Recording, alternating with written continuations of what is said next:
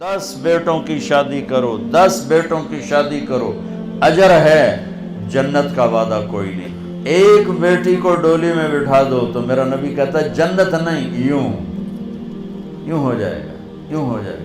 ये जिंदगी कौन सिखाएगा? मेरा नबी सिखाए, मेरे नबी सिखाए। हमारे तो पूरे मुल्क में बेटियों के लिए वरासत में कोई हिस्सा नहीं, सब कुछ भाई खा जाते हैं। और हमारे ज़मींदारों में बड़ा जुल्म है, नौकरानियों से जेली अंगूठे लगवा के ज़मीन पे कब्जा।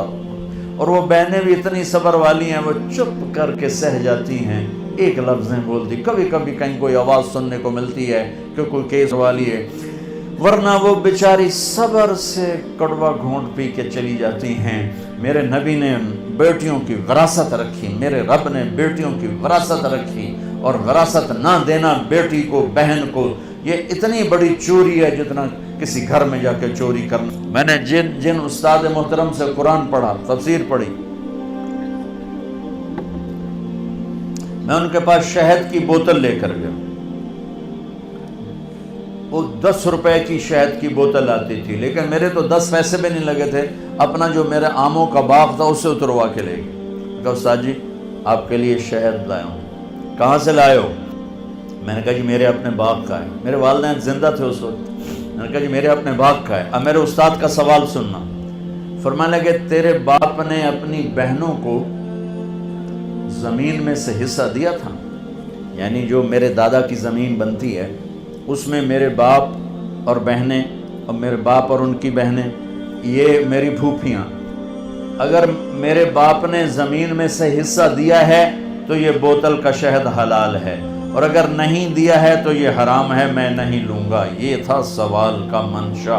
ये शरीयत बेटियों को ये हक देती है, बहनों को ये हक देती है। जिसने 2 बेटियों को डोली में बिठाया जन्नत वाजिब, जिसकी बेटियां कोई नहीं, बेटी नहीं हुई। उधर जैसे मेरा यानी मेरे जो दादा थे उनके कोई बेटे, 2 भाई थे सिर्फ, मेरा बाप और मेरा ताया, बस 2 भाई थे, सारी वरासत उनकी थी कि, लेकिन अल्लाह ने दो बेटियां नहीं दी, 2 बहनें दे दी। उसने अपनी बहनों को बेटियों की तरह पाला और शादी की और डोली में बिठाया, और जो बाप की तरफ से हक बनता है उनके घर पहुंचाया। तो मेरा नबी ने फरमाया कि जन्नत में दाखिल हो गया, वो जन्नत में दाखिल हो गया। लिहाजा अपनी शादी में माँ बाप की राय को शामिल करना, माँ बाप की राय को शामिल करना, माँ बाप की राय को शामिल। माँ बाप से कहता हूँ मुसल्लत ना करो, मुसल्लत ना करो, क्योंकि ये बच्चे और बच्ची का इख्तियार है। कबूल किया, बाप नहीं कहता, माँ नहीं कहती, कबूल किया बच्चा कहता है, और बच्ची कहती है। तो ये अल्लाह ने शरीयत का हक बच्चे और बच्ची को दिया है। ये वालिदैन से कहता हूँ, आपसे कहता हूँ माँ बाप की राय और माँ बाप की छाँव के तले ये फैसले करो। और माँ बाप से कहता हूँ कि मुसल्लत ना करो। कबूल किया, ये लड़की कहती है, कबूल, लड़का कहता है कबूल किया, ना कहो तो निकाह ही नहीं। तो कबूल करना तो अल्लाह ने बच्चे का हक रखा है, बच्ची का हक रखा है। तो माँ बाप के सामने हाथ जोड़ता हूँ कि मुसल्लत ना करो, मुसल्लत ना करो। ये मेरे नबी की तालीम है। वो मेरे भाइयों, नबियों के बाद अगर कोई जोड़ा है तो वो अली और फातिमा है, वो अली और फातिमा है। और मेरे नबी ने कहा, क्या मैंने कहा था कि अल्लाह ने कहा यहाँ बेटी दो, मैंने दी। अल्लाह ने कहा यहाँ शादी करो, मैंने शादी की। आसमान से जिब्रील पैगाम ला चुके हैं कि फातिमा अली के लिए तय है, और अली रिश्ते का पैगाम लेकर आते हैं, या रसूल अल्लाह मैं फातिमा के लिए आया हूँ।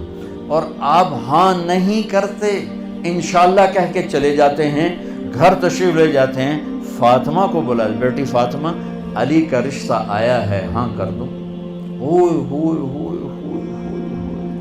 ओ मेरे अजीज़ो, अल्लाह का फजल है, ये हमारी आज की बच्चियां भी, ये भी बेचारी चुप करके सर झुका के बैठ जाती हैं, बहुत कम फरियाद करती हैं। तो आपका क्या ख्याल है अगर मेरे नबी बाहर हाँ कर देते तो फातिमा ने इनकार करना था? लेकिन अल्लाह की कसम, उम्मत को समझाने के लिए, बेटी फातिमा अली का रिश्ता आया है, हाँ कर दूं। हाँ तो आसमान से हुई पड़ी।